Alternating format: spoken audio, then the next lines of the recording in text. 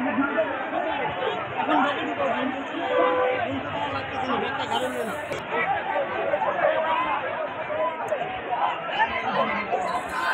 চাই এই লড়াইটা আরো জারি থাকুক, কারণ আমরা মনে করি যে শেখ হাসিনার কিন্তু এই সিস্টেমটা মানে এই সিস্টেমকে রক্ষা করার দায়িত্ব কিন্তু আমাদের ছাত্রদের জনতায়, মানে ছাত্র জনতা একসাথে আমরা যেমন 20,000 ভোট দিয়েছি তেমনি একসাথে যেন কোনো অপশক্তি এখানে রাজ করতে না পারে, এটাও আমাদের একটা দায়িত্ব।